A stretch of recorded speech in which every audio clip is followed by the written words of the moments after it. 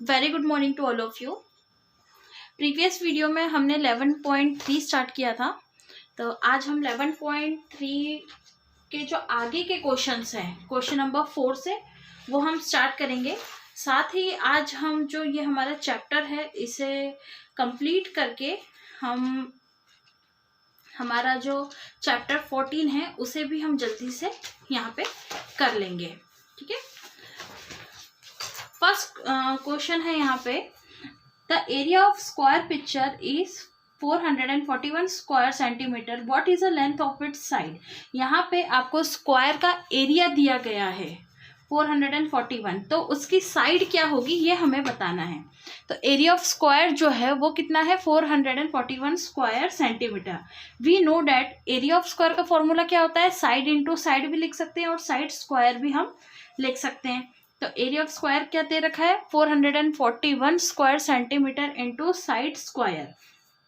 ठीक है, यहाँ से स्क्वायर जब आप रिमूव करेंगे तो आगे किसका साइन लग जाएगा, स्क्वायर रूट का। और जब आप बड़ी क्लास में आएंगे तब स्क्वायर रूट्स क्यूब रूट्स याद करेंगे। तो यहाँ पे 441 जो है वो किसका स्क्वायर होता है, 21 का। ठीक है, तो 21 सेंटीमीटर जो है वो इसकी साइड हो जाएगी।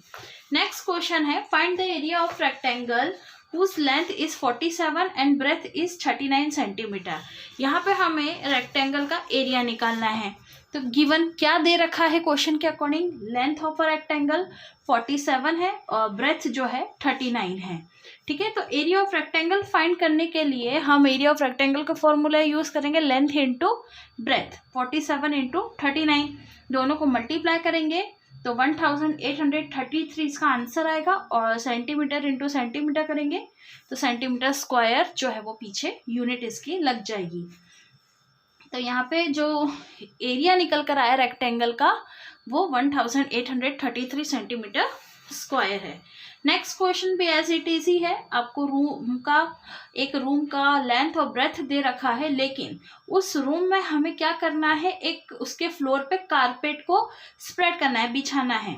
ठीक है, अब 1 मीटर स्क्वायर का जो रेट है वो 210 है, तो पूरे रूम में कारपेट बिछाने के लिए कितना कॉस्ट लगेगा ये हमें यहाँ पे बताना है। तो पहले हम रूम का क्या निकालेंगे, area. Length of the room 6 and breadth of the room 5। यहाँ पे लेंथ ऑफ ब्रेथ जो है वो दे रखी है।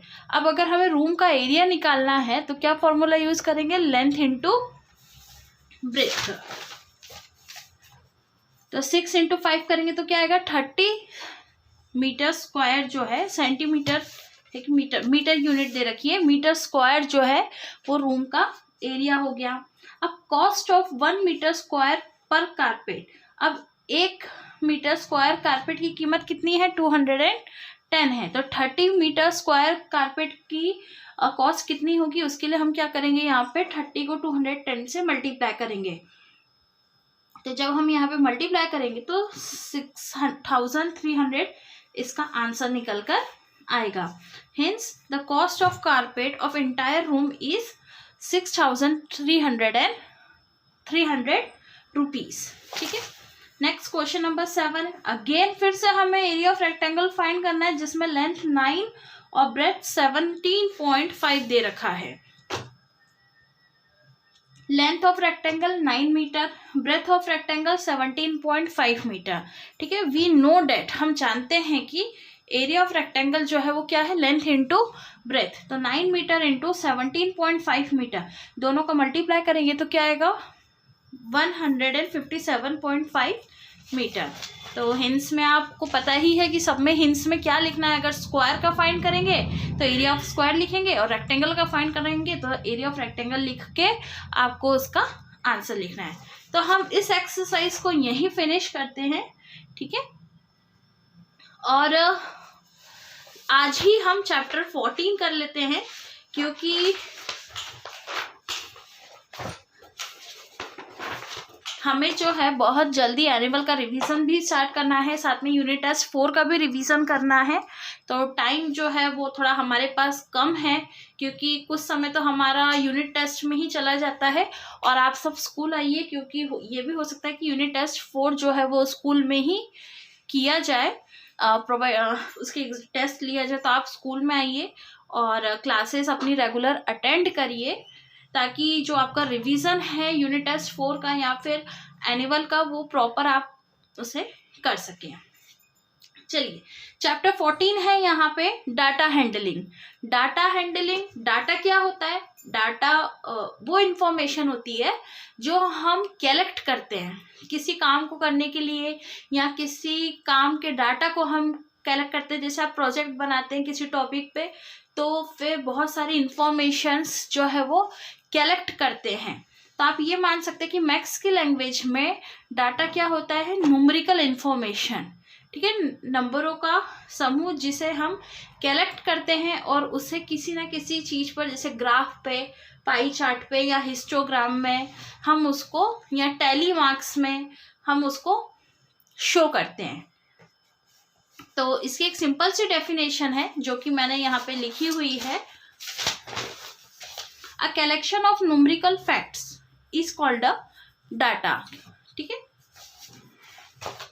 अब यहाँ पे कोई ज़्यादा डेफिनेशंस नहीं है, और इसके कुछ क्वेश्चंस भी ऐसे हैं कि जो एग्ज़ाम में मैं नहीं दे सकती, क्योंकि फिर मुझे ये पूरा उसके लिए ड्रॉ करना पड़ेगा। तो हम सिर्फ यहाँ पे समझ लेते हैं, और आपको भी ज़्यादा CW में लिखने की इसको इतना ज़रूरत नहीं है। आप सिर्फ 10 सेल करके डैश डैश करके क्वेश्चन उतारिए, और जो यहाँ पे क्वेश्चन दिए गए हैं इसके आंसर्स आप लिख लीजिए, और बुक में से आप जो है क्वेश्चन को रीड कर सकते हैं।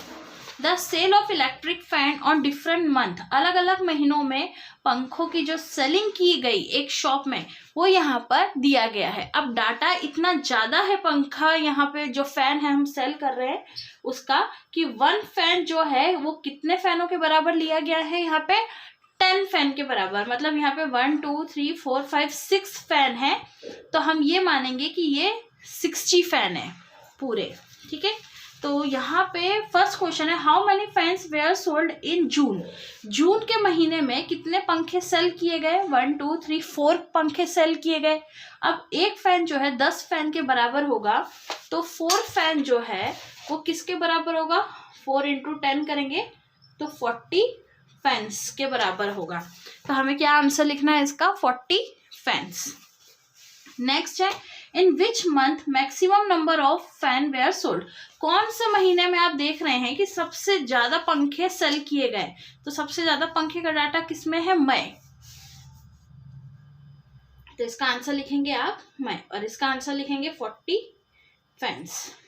इन 1 month in 1 fan was sold is ₹900।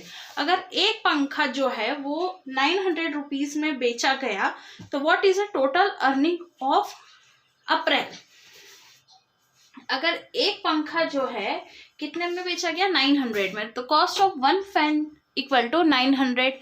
तो कॉस्ट ऑफ 60 फैन की जो कॉस्ट है वो कितनी होगी? तो 900 को 60 से इंटू करेंगे तो क्या आंसर आएगा? 54,000 रुपीज जो है वो उसकी कॉस्टिंग होगी। How many fans were sold in 8 months. पूरे ये 8 महीनों में कितने पंखे सेल किए गए? तो एक फैन 10 के बराबर है यहाँ पर, तो 1 2 3 4 5 6 7 8 9 10 11 12 13 14 15 16 17 18 19 20 21 22 23 24 25 26 27 28 29 30 31 32 33 34 35 पंखे हैं। अब 35 को हम 10 से डिवाइड करेंगे, सॉरी मल्टीप्लाई करेंगे, तो 350 फैंस जो है वो पूरे सेल किए गए यहाँ पे। तो आप 350 लिख सकते हैं।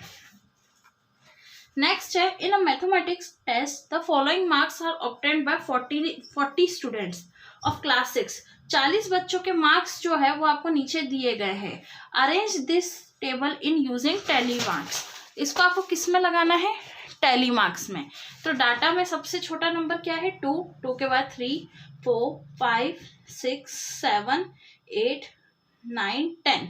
10 से बड़ा कोई नंबर नहीं है और 2 से छोटा कोई नंबर नहीं है।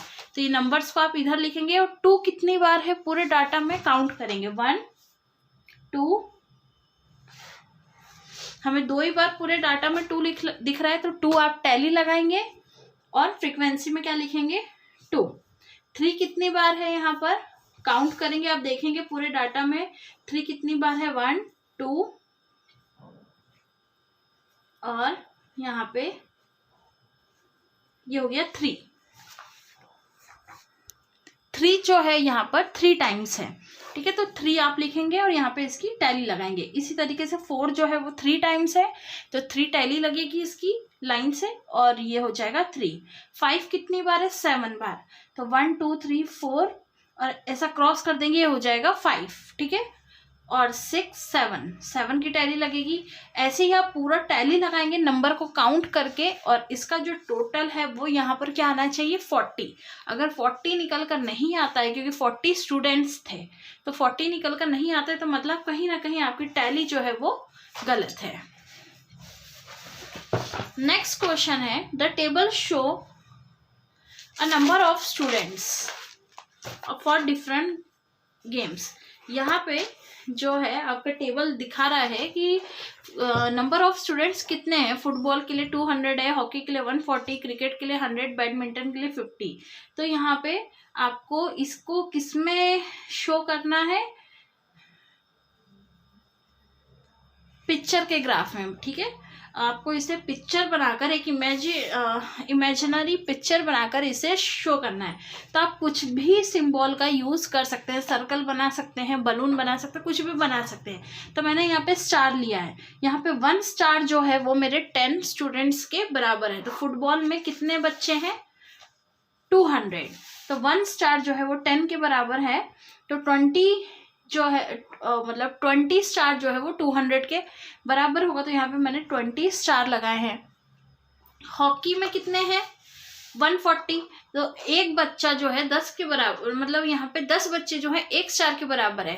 तो 140 स्टूडेंट्स जो है कितने के बराबर हो जाएंगे, तो 1 2 3 4 5 6 7 8 9 10 11 12 13 14 स्टार मैंने यहाँ पर बनाए हैं।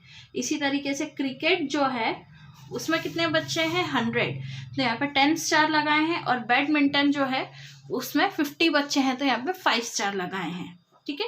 तो इसे आपको अपने कॉपी में बनाना है।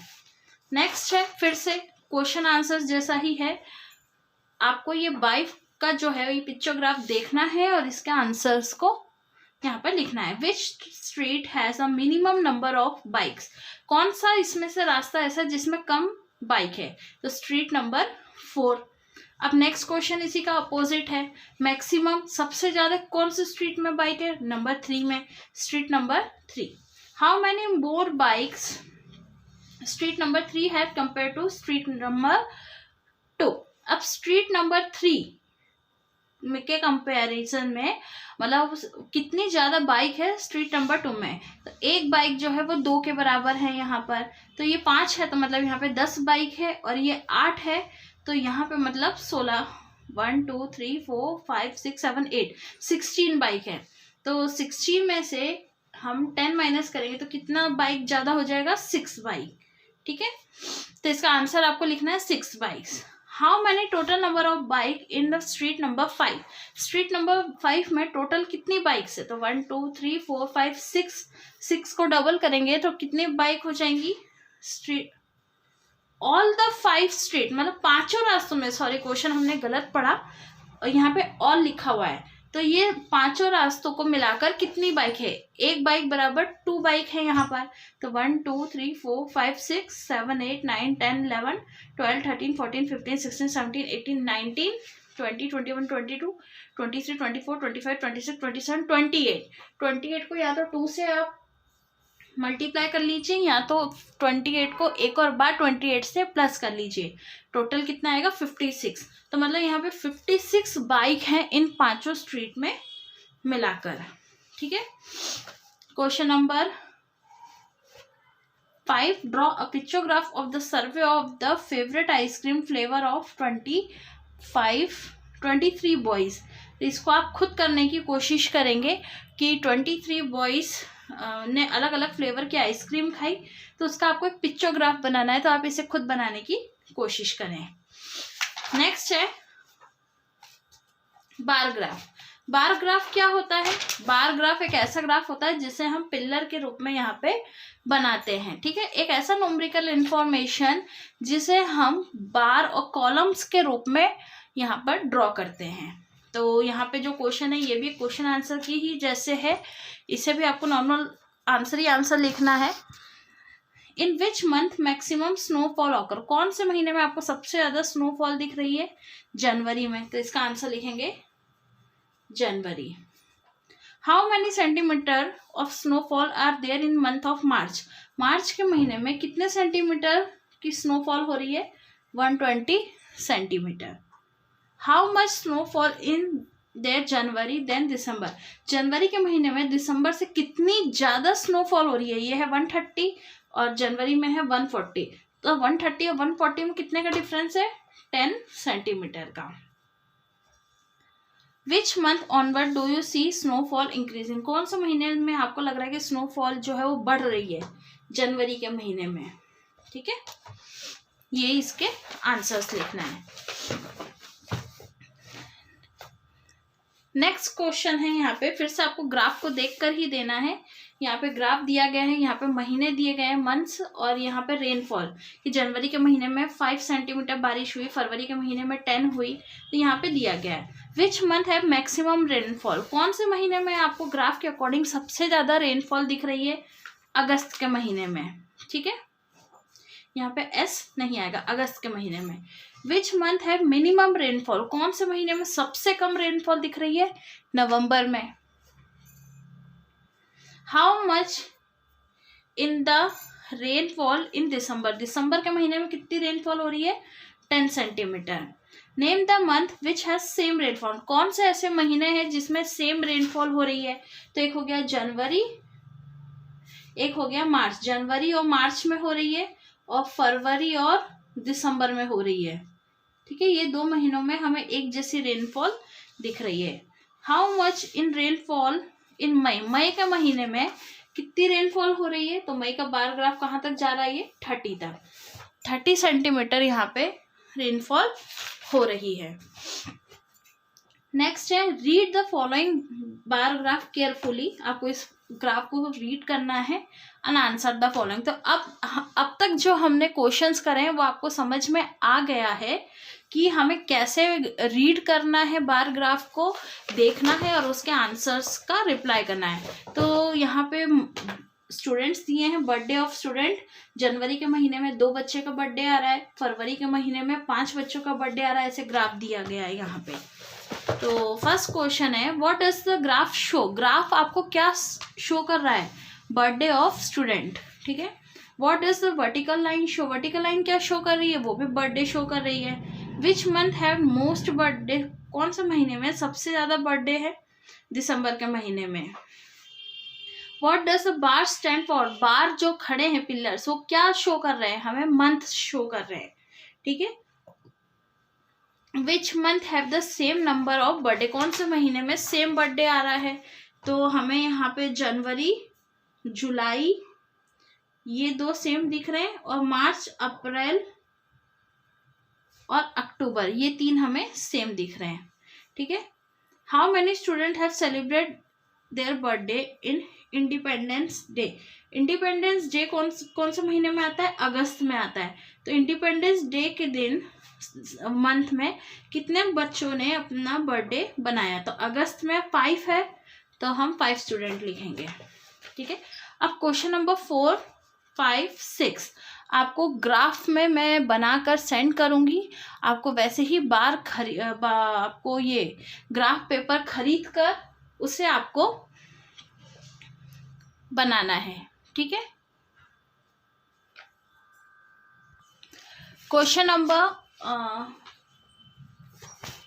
4 में आपको नंबर ऑफ प्लांट्स दिए हैं कि 2002 में 300 प्लांट्स प्लांटेड किए गए, 4 में 5000, 6 में 400, 7 में 8 में 200। तो हमें इसको किस में शो करना है? ग्राफ में शो करना है, ठीक है। जो हमारी ये स्ट्रेट लाइन रहती है इसे हम बोलते हैं वाई एक्सेस, और ये है एक्स एक्सेस, ठीक है। अब हमने देखा है कि जो नंबर्स है वो हमारे 1000 में है, तो तो 1000, 2000, 3000, 4000 हमने यहाँ पे ले लिया। और जो डार्क वाली लाइन है उसी पे आपको ये ब्लॉक्स जो है वो बनाने हैं। तो अगर फर्स्ट टू है 2002 में 3000 पेड़ लगाए गए, तो यहाँ पे 3000 तक आप इस कॉलम को बनाएंगे। 2004 में 5000 तक बनाना है, 2006 में 4000 तक बनाना है, और 2008 में 2000 तक बनाना है। ठीक है, अब ये जो है हमें क्या शो कर रहा है, ईयर, और ये क्या शो कर रहा है, ट्रीज। ठीक है, तो इस तरीके से जो है आपको इस ग्राफ को बनाना है, और ये दोनों ग्राफ भी मैं आपको बनाकर सेंड कर दूंगी। तो आप चैप्टर 14 तक अपनी कॉपी कंप्लीट करके रखेंगे, और यहाँ तक में हमारा जो सिलेबस है वो कंप्लीट हो रहा है। तो आप इसे कंप्लीट करिए, और जल्दी स्कूल में कॉपीज जो है लाकर अपनी चेक करवाइए। Thank you.